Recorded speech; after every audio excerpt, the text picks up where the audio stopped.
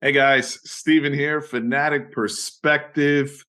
Fellas, it's Texas spring ball game week. We actually get to see the guys in DKR, hopefully, weather permitting, of course, but hopefully we get to see the boys out at DKR, watch some ball, gather for what I like to call family reunion with Texas fans and an enjoyable experience down there. But most importantly, a very heavily anticipated Texas spring game. With all the big names that have come into our program recently and one of the more exciting freshman early enrollee classes. We're going to talk about a lot of different things here today. And so you guys got to see Chris and Bashan come on from Unfiltered Longhorn space up over on Facebook, and they did a wonderful job in our previous 3-generation video. So you guys go check that video out if you haven't gotten a chance to see that. We shared some stories on the genesis of our Longhorn fandom, so you guys can understand where Chris and Bashan are coming from. But today we strictly talking ball.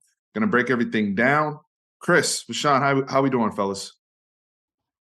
Man, just blessed to be here, brother. Man, it's been an honor, Steve. Been a big fan, and again, thank you for having me and Chris on again. And like you say, brother, just looking forward to talking some ball, man. We do this every day, and Every day. every day. so, Every day. so Chris, I want to start with you because as we were kind of formulating how we want to preview this and break this down, one of the things you mentioned in our group chat was, what is the overall importance of the spring game?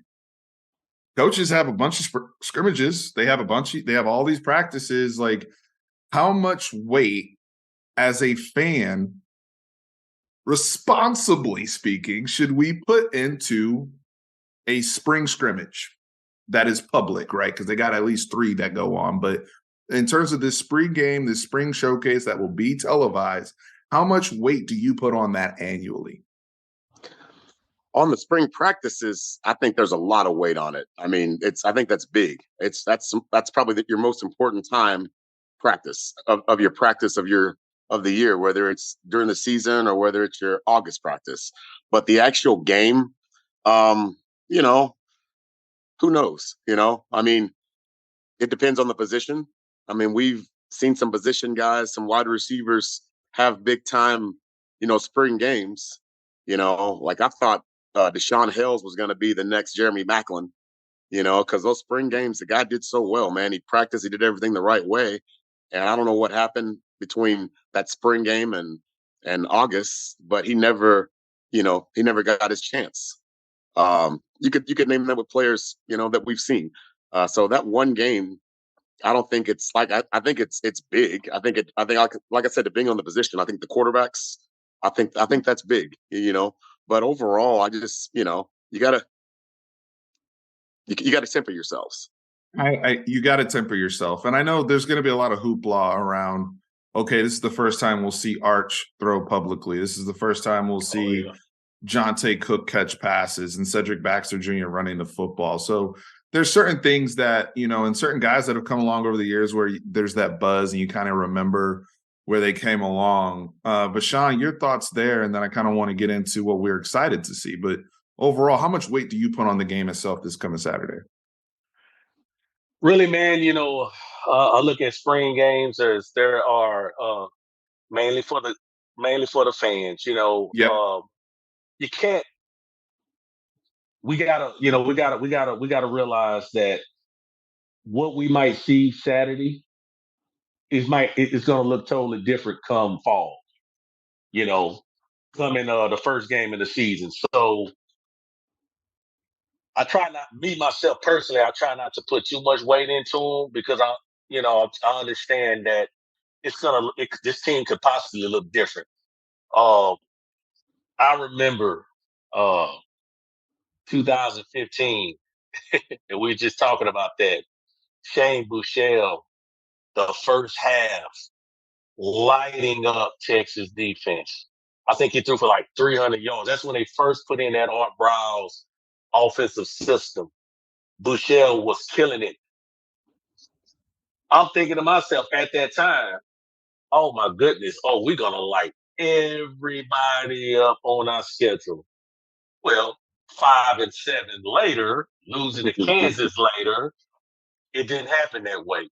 So now what we did get a preview of that year, the 2015, was Deontay Foreman and Chris Warren. Oh, you They mean was running through 2016, Bashan. I'm That was sorry. 16, yeah. 2016. My bad. 2016 with 2016. Sterling Gilbert. That Yep. was that's exactly right. That's Charlie's last year. I apologize for that. We got a preview of them guys running through some wide open holes.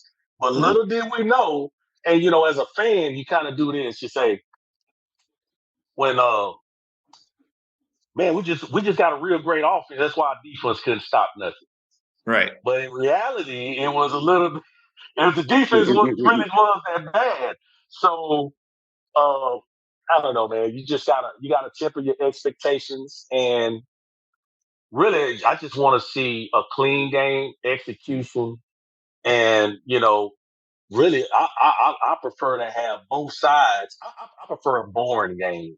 Yeah, I know everybody want to see high flying and this and that and that and this. Hey, man, give me the boring game of guys making sound tackles, and then you hit a play or two or this and that.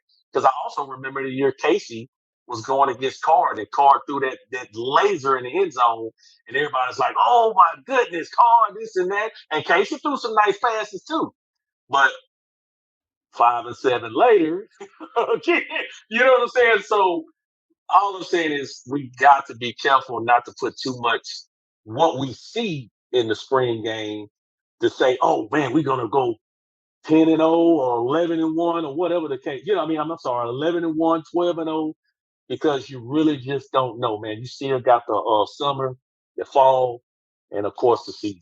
So yeah, no. I'll say this. Oh, go ahead, Chris. I'll say this about the spring, and I agree with everything that Bashan said. But I'll say this, man. So I remember in 2021, we thought our defensive line was going to be great. I mean, because they were talking about they were going to be literally like that old 5 national championship team, that had Rod Wright, Arakpo, Brian Robinson on it. We were like, oh man, this is going to be good. And what come to find out, our offensive line was just suspect. We saw Arkansas. Yeah. We saw everybody run through that defensive line like Swiss cheese. I mean, we saw Mr. Ogofu at the defensive end. Nothing against Ovi. I think last year he did a really, really good job of setting the edge.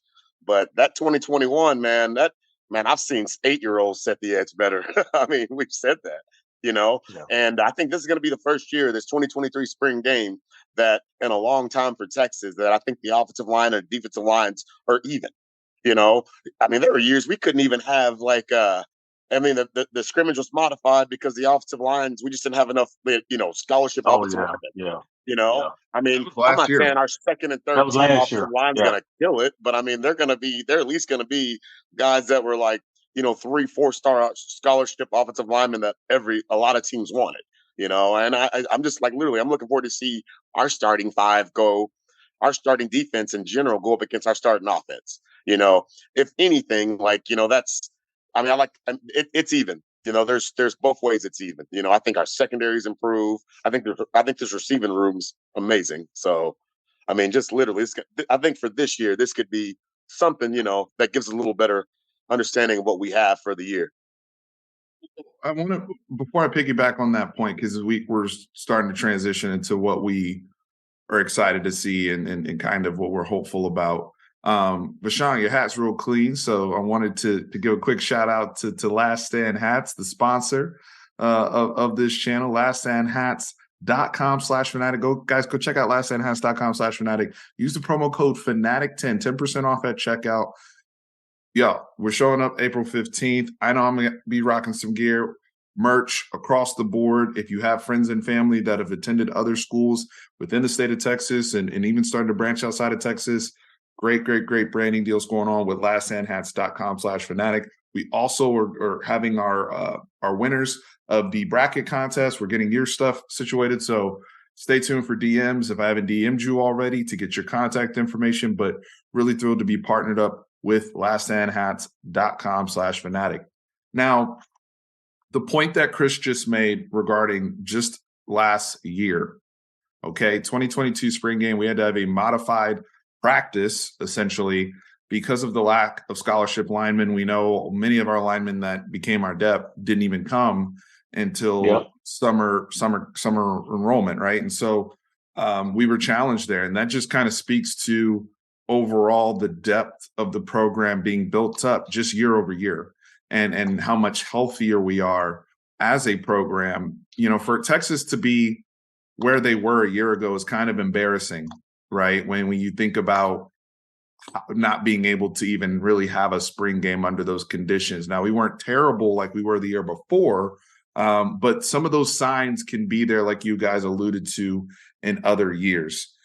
What are the are there any particular players or any things you're looking to see in, you know, regarding this Saturday coming? Because I know, like Chris said, it really depends on players, right? Not everybody's going to get to shine in the spring game, because, you know, it can be zero sum in a lot of ways. But what do you know, Chris, you want to go first, and then we'll let Vasham piggyback in.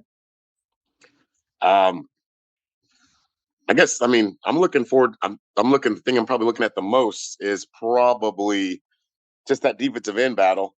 But I mean, just I know Finkley's really good against the run, and Ethan Burke is really good against the pass, but probably not setting the edge the way he should yet. He hadn't played football long enough to figure out what he needs to do. And I guess if you put Finkley and Burke together, we wouldn't be having this conversation. We wouldn't be talking about going into the portal. But they're both young players, man. But I'm looking forward to seeing that. I'm looking forward to seeing, most importantly for me, this receiving room, though, to see just how everybody's used. I just think that, you know, with what we brought in with like, was it A.D. Mitchell and Nair and Worthy, and you know, we have the freshmen coming in with Jonte Cook and DeAndre Moore. I mean, Jay Witt is a valuable player. I mean, I love that dude, man. And he's just like, it seems like when that guy gets the ball in his hands, I mean, obviously gets first downs, but just like the way the crowd gets into it, the way I think it ignites the team, you know. And I just don't see us bringing in all these receivers and then using Jay Witt the same way that we did last year, or even just moving him into the slot. And getting the most out of him, or him getting on the field as many snaps as he needs to. Man, I think that dude they need to really, and I know that he's a big, Sark and Shano are really good friends, and, you know, they share a lot of the same philosophies. Man, if I'm Sark, I use Jay Witt like you'd use Debo Samuels, I'm sorry. Or like, you know, Florida used Percy Harvin, or like Ohio State used Chris Samuels when he was there. You got to use him as that hybrid role, like that old school slot back. You know, that guy's stat line at the end of the year needs to have, you know, a couple hundred yards rushing, you know, 400 or 500 yards receiving, you know, 600 yards receiving, whatever that number is, man. But like, if he has 10 touchdowns, it needs to be spread out. You know, that guy needs to get everything out of that guy. When that guy comes on the field, you should not know what that guy's doing, you know. And I think playing positionless football with that guy in a game, you know, I mean, you could really have defenses reeling. You know, what if you line up and, you know, you're four wides with him in the backfield, or let's say you lined up in 11 personnel and you had Whittington as your running back with Sanders at tight end. I mean, how versatile. I mean, you move him out in motion, or you motion him from the slot to the backfield. I mean, you got defensive coordinators probably calling timeouts. You know, I mean, I just think we really need to use that young man's versatility. You know, I mean, if we're going to get the most out of him. And I mean, I'm sure they're not going to just start bringing stuff out like that in the spring game. But I mean, that receiver room in general, it's always going to be a vanilla aspect. Very vanilla. However, your base offense is still your base offense. And I believe that our base offense is probably going to be a lot more 11 personnel, right? And so there's going to be opportunities, to your point earlier about the receivers in general, of how they'll be rotated in, who's with what quarterback, who's with what group, who gets those snaps with the ones. I think there's things you can take away from that. I'm not saying we need to go out there and see all of the orbit motion stuff and all the crazy stuff we will do during the season. That's not where I'm going with it either. But to your point, the positionless model that Kyle Shanahan has implemented with the San Francisco 49ers is very interesting when you consider when they traded for Christian McCaffrey. And you saw many times they would motion Debo into the backfield and line him up, and then have Christian in the slot, just to see what the defense is doing, just to break tendency, break coverage, creative aspects like that. I'm not saying we're San Francisco 49ers Texas fans, okay? Please listen. However, you can do cool stuff when you have a lot of different types of weapons.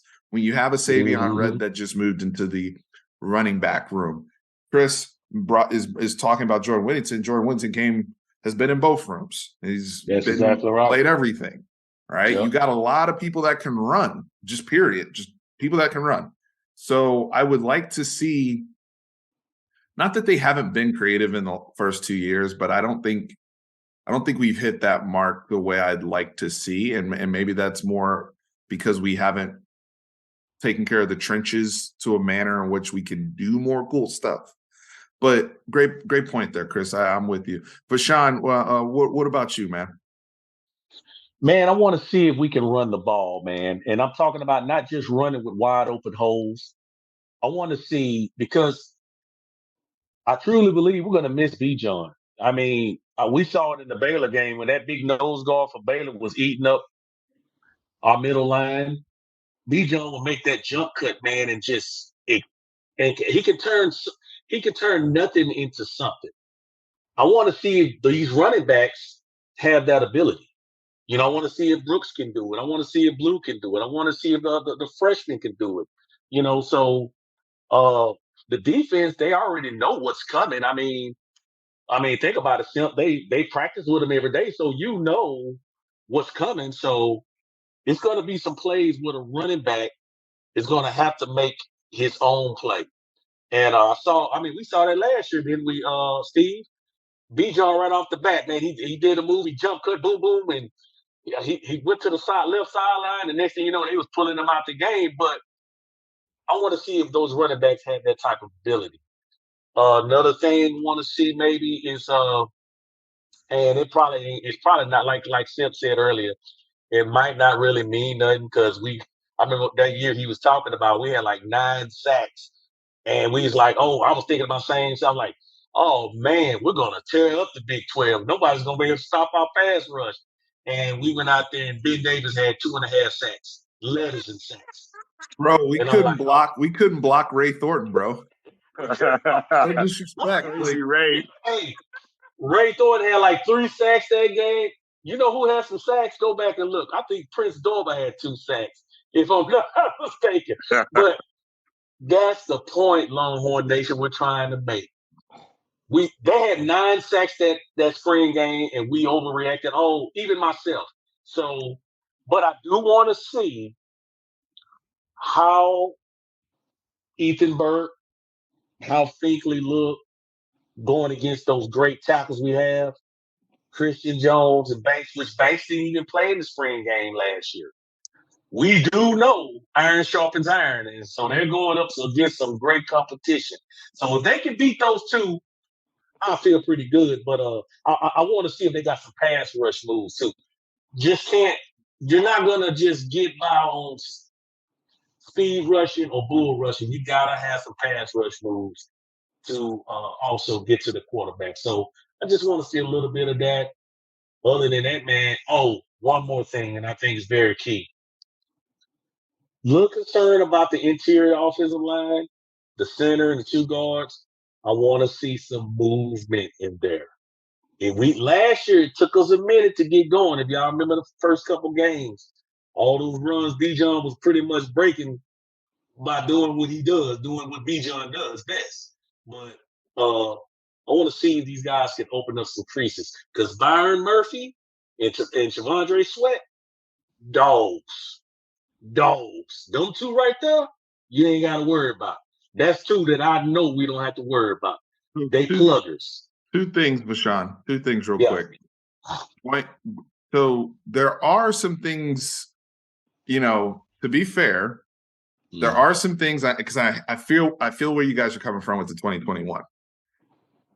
I do remember watching last year and last year's game in particular and thinking to myself, Barron Sorrell looks better. Barron Sorrell looks bigger. He looked like he was setting the edge. He was doing some things. He wasn't going crazy in the spring game. But to your point, in terms of executing and looking the part and the position, I remember, especially because we're all fanatics here. It's fanatic perspective. We rewatched the spring game, 15 times in 15 different ways, right? I'm rewatching the game today just to look at the receivers. You need I'm a hobby, rewatching the sir. game today just to look at the line, right? So Right. in our rewatch, we're like, wait a second, 88. 88's active. 88 looks bigger. 88's shoulders are broad now. Like what, who's this? Is this the same guy we got last year? And so I thought it carried over. The other thing too, another player who carried over, Keandre Coburn was really good in the spring game last year. Yeah, it was. Yes, it was. Yeah. He looked like he was just in better shape. And I remember Bo Davis did the fake conditioning test where he signaled to bring him out. And Kieran pointed this out to me because I was sitting right next to Kieran. And Kieran's like, Bo Davis just did a fake conditioning test with Coburn because he signaled him to come out. He sprints like 30 yards to get off the field. And right when he gets to the sideline, Bo Davis is like, oh, never mind, go back out. And he has to get lined up. Yeah. He has to get lined up before the ball gets snapped. And guess what? And we were like, hey, let's see if he fires off the ball. Because a lot of big men, if they have to do the sprint back, they won't. That's not going to be a good. You're not going to get a play out of them. Yeah. No. And I'm running. Keandre Coburn. I'm running that ball right up the middle on him if he'd have done that. But he went down, immediately got in his stance and fired off strong, right? And it was like, oh wow, it's spring and he's in shape. So there's some things where it's like, all right, I could see that, and from a positive standpoint, that bled over momentum wise into the season. One other thing I want to bring up before I get to you, Chris, because I know you have a thought as well. The biggest thing I'm probably going to pay attention to in my rewatch that I'm not going to be able to notice while I'm sitting there in the stands, especially, is right guard, to what Vashon was talking about. I want to know, like, I'm going to be paying attention to the Cam Williams snaps and the DJ Campbell snaps. And I think that's going to be a big thing that we rewatch over and over again, to watch both of them, because I'm hoping it's a rotation where they're in there with the same group. To your point about how do we look running the football, and it's not so much the production we get, it's as much, are they getting double teams? Are they firing off of, are they getting leverage? Are they sealing? Like, it's hard to, you're right. It's hard to run block when people know you're running the ball. Like, that's really, really difficult. But I can pay attention to technique. I know when people are, there's certain things we can still grade, right? And so that's right. Chris, if you want to make this next point, and then we'll kind of move on to the next topic. Oh no, that's a great point about the offensive line. Like that's probably a position I didn't name. I'm probably looking at more than anything in the spring. But I think the early enrollees also for me. If you look at this, we had like 13 to 15 early enrollees this year. And if you just take our early enrollee signees alone, I think they're like a top 15 ranked in the this last year in recruiting.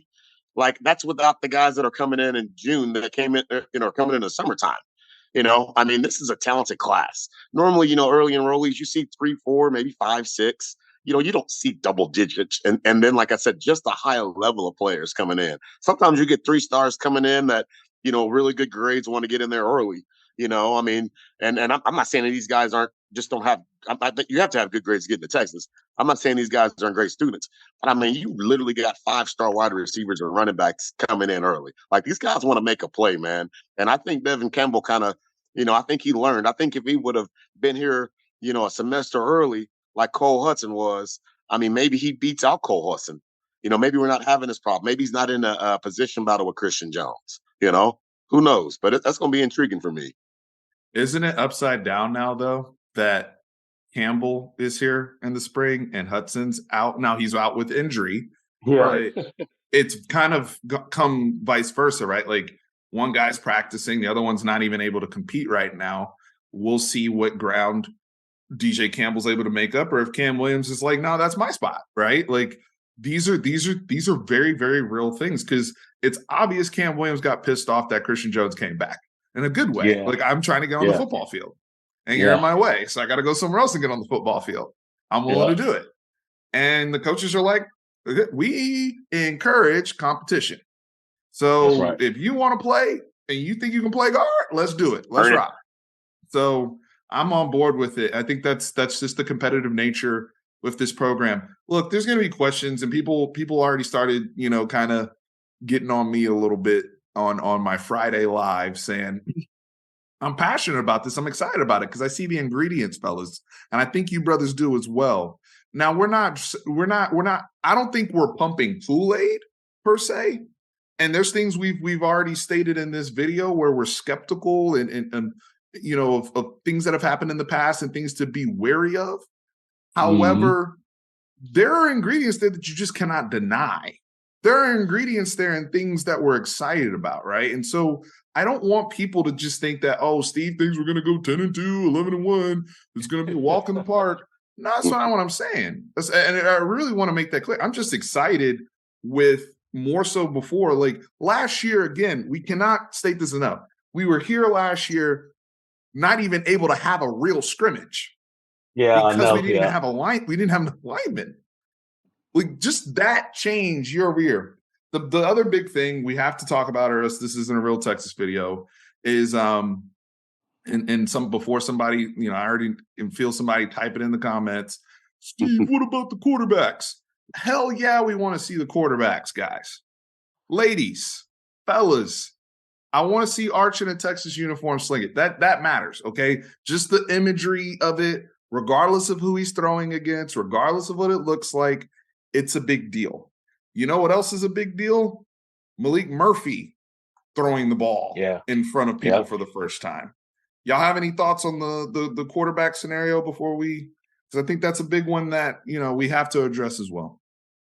Well, the trend always continues at Texas. The most popular quarterback in the Texas room is the backup quarterbacks. Amen. So, I mean, you can just scroll up and down Facebook, YouTube, Instagram, whatever. Everybody's hollering, Twitter, hollering for Malik Murphy, you know, or Arch Manning. So I think Doc Longhorn did a video one time and he had me laughing, man.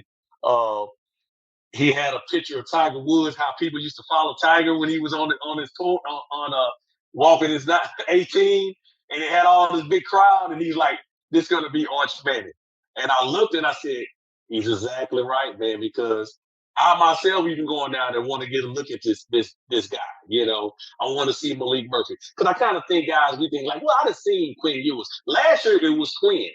It was a buzz around Quinn, too. It was a buzz around Quinn, yeah. So this year, of course, you always want to see guys that you haven't seen before. So that's another thing I think the spring game is beneficial, too. You get to see some of the people that you haven't seen before. I mean, me, myself, personally, hey, man, I do want to see Arch Manning. Hey, I want to look up in the stands and see his uncle, Peyton Manning. Maybe see Arch Manning at the game or whatever the case. So, let's not forget those Mannings are going to bring a bunch of eyeballs to the Texas Longhorns. So, man, I tell you what, bro, I'm just looking forward to it. Hopefully, it doesn't rain. Want to see what Malik can do. I heard they refined his mechanics. We know he got a cannon for it all. Just want to see him make the right reads. Right. You know, good decisions. Yeah, great decisions. You know, put the ball in windows. You know, read multiple type defenses because we know they're going to have a vanilla type defense, but you want to see them also throwing against zone coverage. You know, putting the ball, anticipating, throwing the ball where the receiver's supposed to be, and the receiver being there.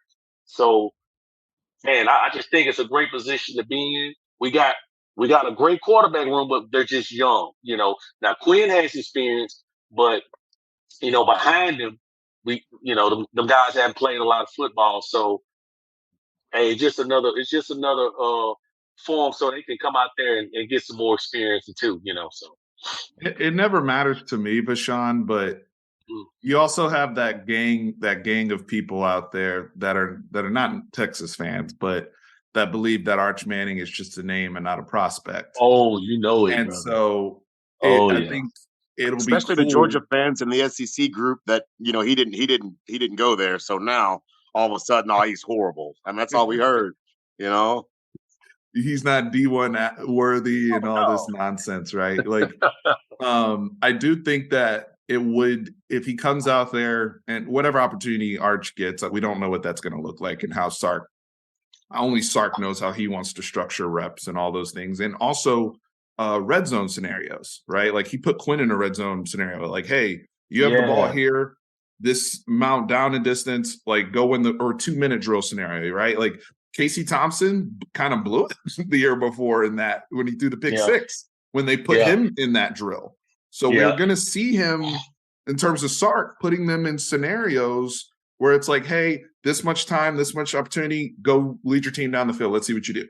And I do think that if you see Arch throwing the football and he's completing passes on Malik Muhammad or whoever else is out there in the second year, Terrence Brooks or whoever, and he looks good and clean throwing the football, I mean, it kind of dispels like those, oh, he's not the prospect that he's just a name type thing. I think that's just throwing that out there. Chris, go ahead and jump in if you wanted to on the quarterback thing.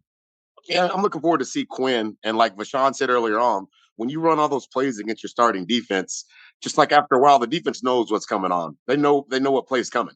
When you're in a certain personnel, I mean, they know what's coming. So to see Quinn, perform against our defense, whether it's a second team, and another thing about that, and you just said like him competing passes against like Muhammad or Terrence Brooks, you can tell how talented our defensive back room has gotten from last year or from 2 years ago when Sark first got here.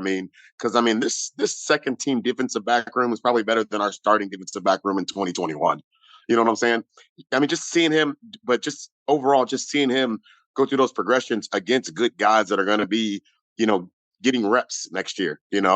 Brooks is going to play a lot of snaps next year. Muhammad's going to play a lot of snaps next year. Also seeing him go through the progressions.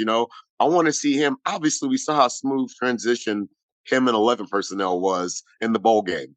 It was kind of like, him at South Lake. Everything spread. It's the feels a lot easier to read.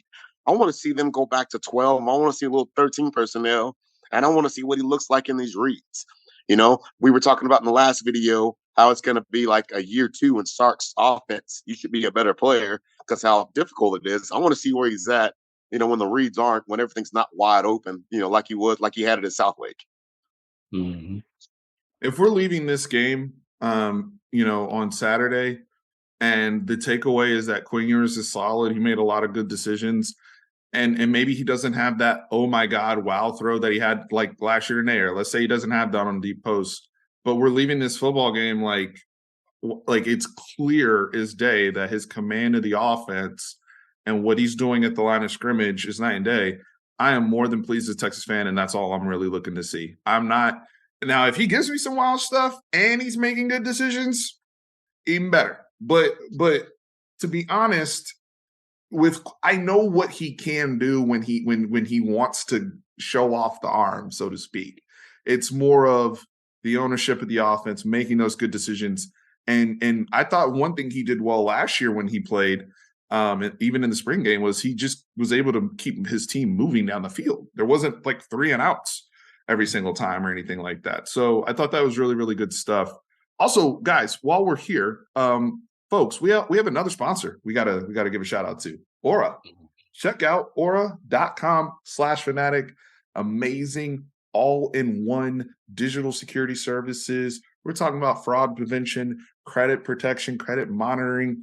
Folks out here trying to, improve your credit and improve, looking to put your finances together to buy a home, and you need that security, device security, VPN services, web monitoring, all sorts of things to make sure that those threats are kept away. Cybersecurity is extremely, extremely important in today's climate. I know everybody's getting excited about all of the machine learning and AI and all these cool things going on, but as one thing progresses, another has to as well, and that's our security posture, right? And so make sure you're taking care of it. Right now, we're doing 14-day free trial on Aura. It is an amazing deal, and if you sign up, we actually have a special deal right now for all Fanatic Perspective folks that actually take advantage of the 14-day free trial. If you sign up, you like it, it's $10 per month for the individual. Like, we're talking about all these services, plus insurance, plus white glove services, 24/7 support. Check out aura.com/fanatic. I'll have the QR code on screen as well, so you can click that and check it out and get some more information. We've got Robert Downey Jr. on board. If Iron Man approves it, so do we. Check out Aura. That's all I got to say on that. Fellas, I want to talk about, and this is kind of to come across the board, some of our unsung guys. If you have a pet cat out there, and if you're listening in the comments, make sure you hit the like button and subscribe, and participate and join in this conversation. You guys did a great job of commenting previous time Chris and Vashawn were on. We appreciate the interaction, of course.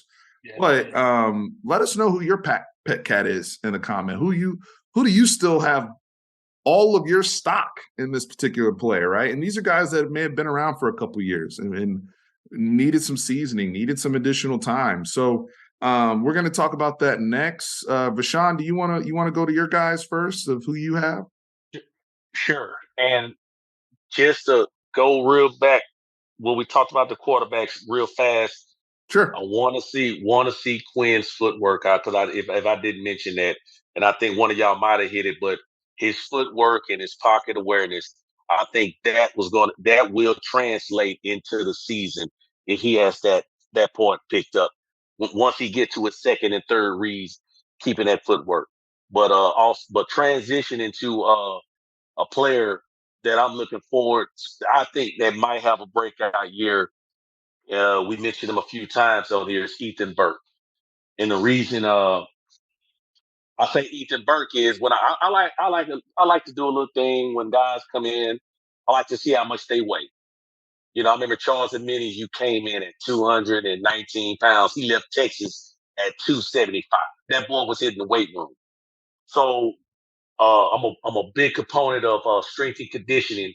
And I know strength and conditioning has a lot to do with your coach, but to me, it's the person. You know what I'm saying? It's the individual. Who is going to take it serious? Who is going to hit the weight room? And when I look at Ethan Burke, for one, I trust Harbaugh. Harbaugh wanted him at Michigan. And man, when it comes to defensive end, defensive line scouting, period, Michigan is very good at it. Very good at it. They can identify talent with the best of them, just like Alabama, just like the Georgia. NFL agrees with you, by the way, on Michigan. Exactly. The NFL agrees with us. So they wanted Ethan Burke back. And so they kind of put me on his radar. So when he came into Texas, he was close around 220 to 225. Now, I don't know if this is right, but you go look at the Texas website, Ethan Burke's close around 245 to 250. So that tells me the cat's been putting in some work in that weight room. He's put on about 25 pounds of muscle. He has a 6'7". He has he is 6'7". He has long arms. He has everything that you need for an edge to have. Length, had a little size, and he has a little quickness because we saw that when they played Duncanville in the state championship game. So I'm looking forward to seeing him. And then probably the next guy, and we've been hearing a lot of good things about him, is Keaton Crawford. Super athlete out of Beast, Texas. What up, Beast, Texas? We know the kid can run. We know he has all the physical skills. Everything, the only thing that's been holding Keaton back was the mental side of the game. But from all the reports I've been reading, some of the guys that I'm cool with, some of the coaches I talk to that they talk to guys on the team, man, they say Keaton Crawford has the light bulbs came on. He knows the plays, he knows where to be, and that matchup zone that Gary Patterson brought over to Texas, he understands that a lot better because that's why I think that matchup zone is where we saw a lot of the busted coverages, and it's like every time he got in the game, we saw his man running free down the line. So it wasn't his physical ability; it was just mainly his mental. But man, Keaton Crawford, Ethan Burke, I'm really looking forward to seeing what those guys can do, man. If they I know Jalen Catalon is supposed to be the starter, but to me, depth. If you don't have depth, we can forget about a 10-win season. 10-win teams have depth. They go too deep. So it's key to have somebody behind them. And you never know. We don't know if Catalan is going to hit the field or not. So Keaton Crawford needs to be ready. We don't know if Burke right now is listed as a starter. They haven't won the Porter yet. So let's just see what happens. I do want to add to the point real quick, and great, well said on Burke. I won't add anything there, but with Keaton Crawford, it's very important. The reason why I wanted to do this topic, this staff is starting to show me that they will have patience with guys that are willing to put the work in. Some guys, Ethan Burke's case, need the work in the weight room, and the player has to be willing to step up, embrace the nutrition plan, and embrace competing every single day in the weight room and transforming their bodies. And sometimes it's more on the mental side. Keaton Crawford, we know the athletic ability just from the special teams plays he was making last year. The guy was running down the field like a damn maniac, and he's fast as hell. So it was never a question of the physical profile. It's just clear as day when he got on the field on defense, he had no idea what was going on. And you could tell. And so just having that progression in some guys, it's just going to take longer. That does not mean we are in a microwave society right now, unfortunately, guys. And guys, unfortunately, if you're not hitting in year 1, year 2, then bust. Especially the Longhorn fans, for sure. Right. And the pressure gets amplified when you haven't been good and there's not somebody that good in front of you. And so now you're forcing you're trying to microwave the other person that you brought in instead of being patient. And so this is what has happened. We've now seen people like Christian Jones take their time and get better. Keandre Colburn develop. Jalen Ford has developed. There's a lot, and now that's why I'm. Before I would hear some people's names and I'd be like, all right, we'll see, right? But they starting to build up their credibility now, if you really think about it. Yeah. And the names we've been hearing are Keaton Crawford, Alfred Collins, David Benda, Morris Blackwell. Like when you start thinking about like, okay, these are the people that light bulb are coming on. And so before I get to Chris, I just want to throw this out there real quick.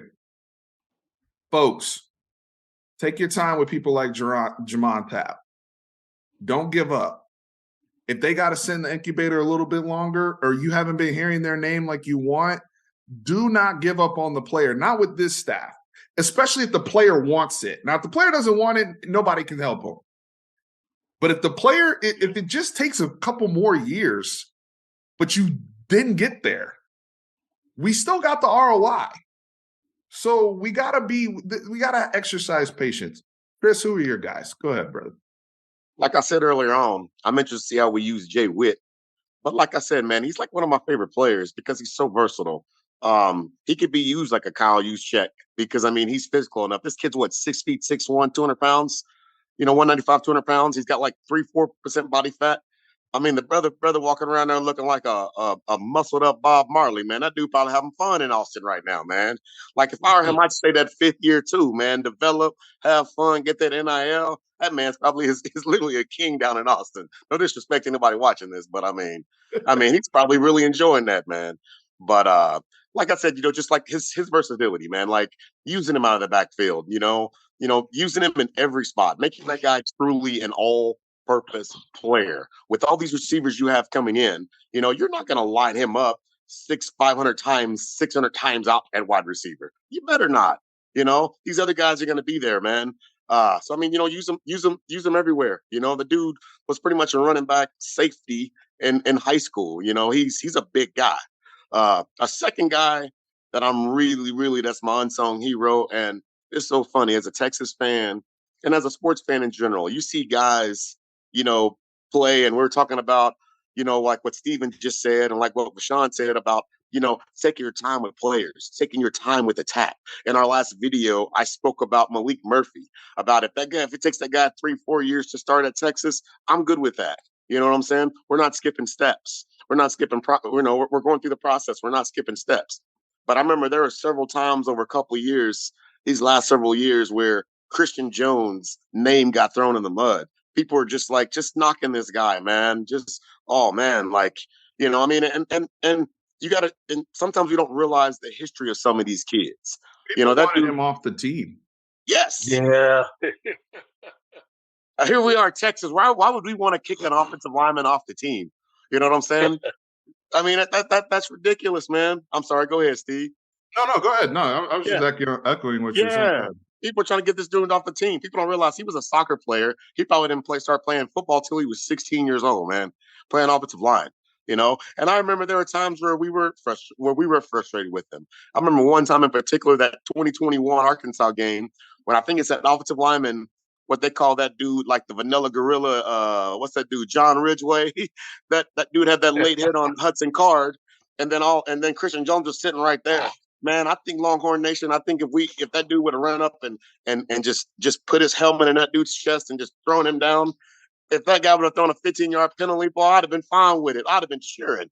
I mean, we didn't like that. I remember that in particular. Everybody was so down on him and didn't know how physical he was. And then the last year against Alabama, though, he did a 180. Every time Bijan's getting hit, every time a quarterback's getting hit, he's the first guy there. I mean, I thought he was going to get a flag a couple times getting into it, and that's what you want out of your offensive lineman, man. You want that nasty. Sometimes we don't realize these guys are like, Christian Jones is like, what, 22, almost 23 now. I mean, when you get in there and you're 18, 19 playing, you going up against grown men. You could probably hold your own in a fight, but pretty much if a fist fight happened, you might get your behind kicked. Now you're 22, 23, you ready for it, man. Like you're a grown man. That's why the closer you are to the line of scrimmage, the harder it is to play as a freshman or sophomore, or to have the success you're going to have. Yeah, you can be a wide receiver. Hopefully we have no injuries in the receiver room. I don't want to jinx us or anything, but I mean, if Jonte Cook or DeAndre Moore had to get in and play 500 snaps, I think we'd be good. I think those guys are going to do it. But I mean, I don't want to see Connor Stroh play 500-600 snaps this year. I don't want to see any of them guys, man. It takes those times. Like I said, man, that's a man's position. The closer you are to the line of scrimmage, these are grown men right there, man. And Kelvin Banks doesn't count, by the way. For anybody that comes in and says, "Well, Kelvin Banks played as a friend," that is well, he's a man child. That's the exception, not the rule. That's right. That's exactly right. Yeah, I mean, so And Banks guys could like be like that, a top 3 pick. People don't realize how good that guy is. That guy could be. There's been offensive linemen that have gone number 1 and 2 overall in drafts, and he's Banks that has good. that. He doesn't have the height, but he has that, man. That guy reminds me of Rashawn Slater, that Northwestern tackle from Houston that went in the first round. That's a Pro Bowler every year. I mean, I'm sorry. I get excited when we talk about offensive linemen. We actually finally have them in Texas. We finally have offensive linemen. I mean, Christian Jones was the second-rated offensive lineman to Banks, who we're talking about being a first-round pick. And like Steven said, 2-3 years ago, people wanted him off the team. That's my guy. Like, that guy is so important. That guy he might start at guard in the NFL. But I mean, just the fact what we're getting out of him, man, I'm so excited. So this staff, it's, to me, even year one, and I've had this young man on the show before, and we'll bring him back on again at some point. But Tope Amade, who was here for 6 years, yeah. And then they basically, Kyle Flood is just like, you're coachable. If you want, dude, I'm not going to give up on you because you're the oldest guy on the team. If you want, I'm a football coach. I want to coach people. I'm not going to discriminate against age. Now, if you're the same with a young player, that's different. But if my young guys are not ready, and then there's some guys behind you that aren't serious, I'm going to coach the people that are going to be serious. And you will reap the benefits and see the results with your training, your execution, and ultimately how it comes out on the field. And you saw that happen with Tope. And you see that happen with Keandre Colburn. See that happen with Christian Jones. You see that happen with Jalen Ford. People that are serious about getting better at football, period, and embracing it. And now that's why our culture, to me, I get excited just to kind of tie this all up. When people start coming back, Jalen Ford, to me, was justified if he had decided to go to the NFL, in my opinion. He would have been justified. He comes back and is like, yo, this is like Bijan being at the bubble scrimmage we had a week ago. And you see him in the end zone celebrating with Savion Red. I meant what I said on Friday's live guide. This matters to them. You can tell. It's a different mentality. Yeah. Okay. It's Christian Jones coming back. T'Vondre Sweat coming back. T'Vondre Sweat, there were scouts, there were NFL people that said, hey, if he comes work out, there's people that are going to get drafted with less production and less tape than T'Vondre Sweat has. And he's back. Yeah. Think about that. They're building something. Now they got to win. Sark got to put the wins up. We all know that. Okay. Like that's what he gets paid a lot of freaking money to do is to win football games. Totally get that. Justifiable pressure, especially with how well the athletic department at Texas is doing in all of their sports. We should demand that from Sark as well. Yep. But the culture, man, I see the ingredients, fellas, and I'm not going to back away from that. I'm not going to back away from that. Let's do closing thoughts or anything else you guys want to get off your chest. We got a few minutes here, and just want to make sure I'm being respectful to you, brothers. Thank y'all so much for coming on the show. Anytime, brother. Yo, absolutely. Bashan, you got anything else you want to get off your chest or promote or whatever you want to say? This is the closing arguments before we wrap up. Just man, we don't want to jinx us and say, oh, we're gonna have injuries. But like I said again, I'm always looking at the second team, the backups. What are they gonna do? Because that's gonna be Texas, when a good team is out there on the field, most of the time you're gonna have, like, Byron Murphy backed up Keandre Coburn last year. Him and Keandre Coburn had very similar snaps. Tavondre Sweat played a lot also with a Jomo, so man, I just want to be just curious to see who's going to be backing up Jalen Ford if something happens to Jalen Ford. Who's going to be backing up with Devondre Sweat if something happens to Devondre Sweat? A Byron Murphy. I think, be honest with you, I think this team on paper is very talented.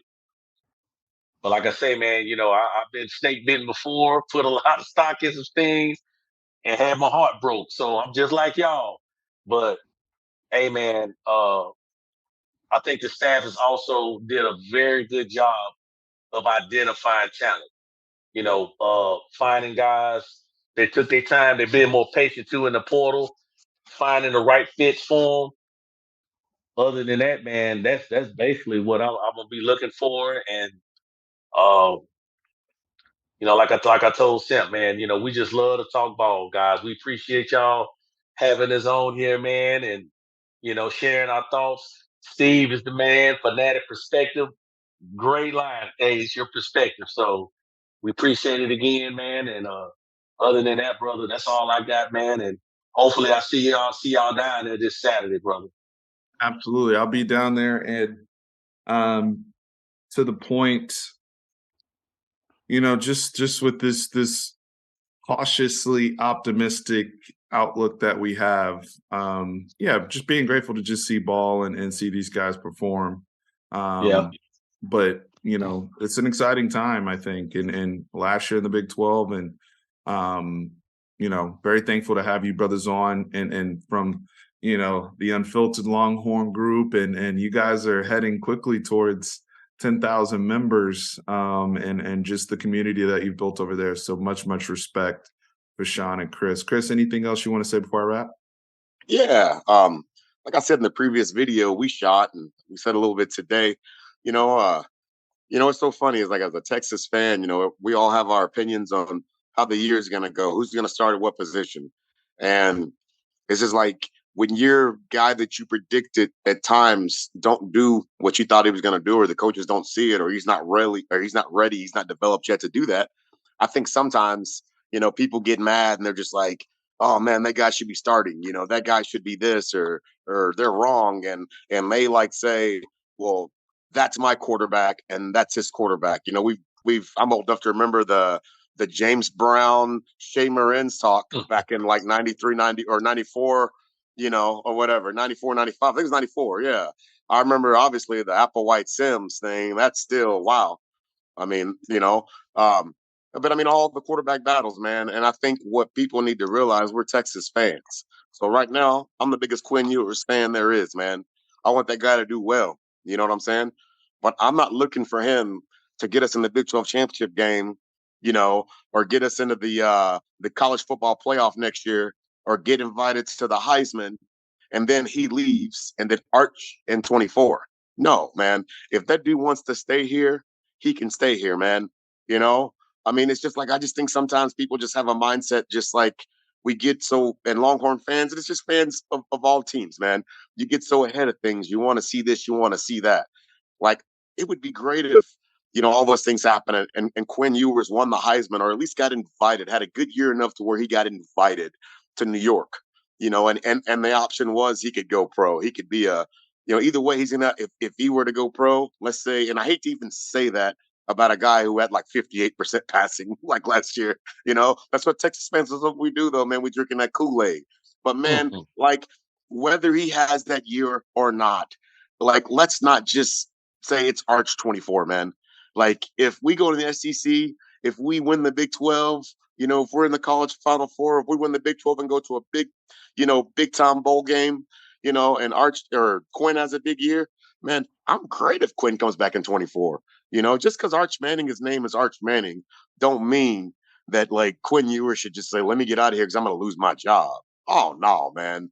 Like Charlie Ward sat behind, was it Casey Weldon and Brad Johnson before he played. People think Charlie Ward started 3-4 years at Florida State. He did not. He started a couple of years, maybe 2.5 years. But I mean, it wasn't.